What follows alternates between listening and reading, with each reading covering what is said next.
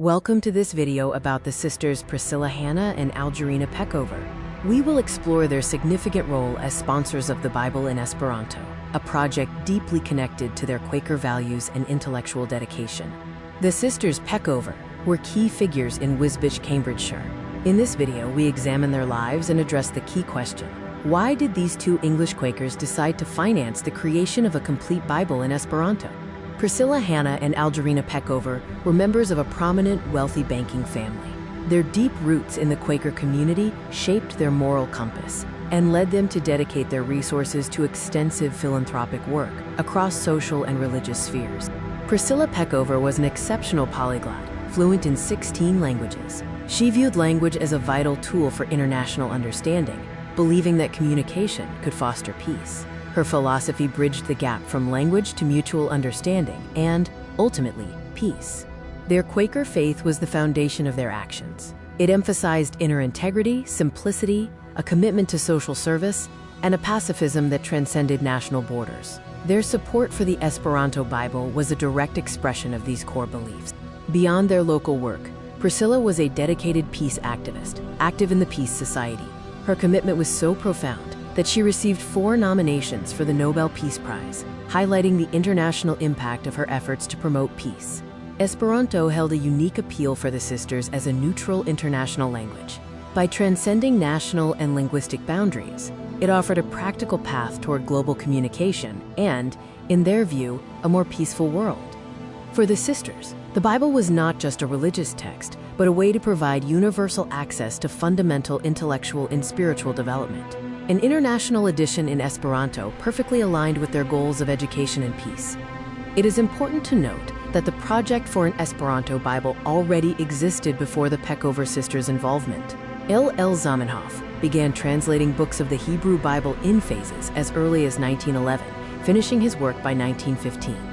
Regarding the term translation from Hebrew, it is crucial to understand that Zamenhof worked with existing 19th century printed editions and scholarly resources. He did not have access to original manuscripts, as none survived in their entirety. Zamenhof's work preceded major archaeological discoveries, such as the Dead Sea Scrolls. We must be careful not to present historical terms as modern critical claims, acknowledging the scholarly context in which he operated in the 19th century. The publication process for Londonske Biblije was a complex editorial journey. It involved Zamenhof's initial translation, followed by a rigorous revision process by British editors. The final published text differed in several ways from Zamenhof's original manuscript. The New Testament had a distinct history compared to the Old Testament. The Londonske Biblije was a collaborative project, merging separate efforts into one cohesive work, rather than being solely the product of one individual. Beyond translation, the project required significant financial support for editorial work, typesetting, and distribution. In this critical phase, the Peckover sisters stepped in, their generosity enabling the realization of this massive editorial and publishing venture. In summary, the sisters' support was a convergence of their core values: faith, a commitment to peace, the importance of language, and a spirit of philanthropy. The Londonske Biblije represents the harmonious realization of their life's mission. Let's clarify precisely what the Peckover sisters funded. A common misconception is that they paid Zamenhof for the translation itself. This is incorrect. Zamenhof began his monumental work independently, years before receiving any British financial support.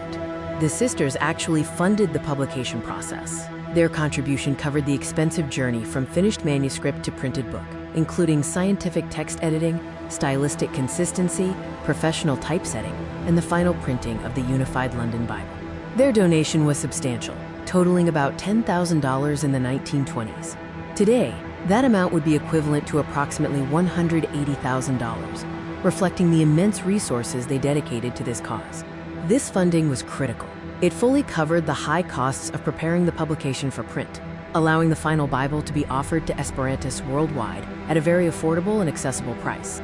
The calculation of this value is based on the cumulative inflation of the US dollar from 1926 to 2026. This financial backing exceeded what most language societies of that time could have managed on their own.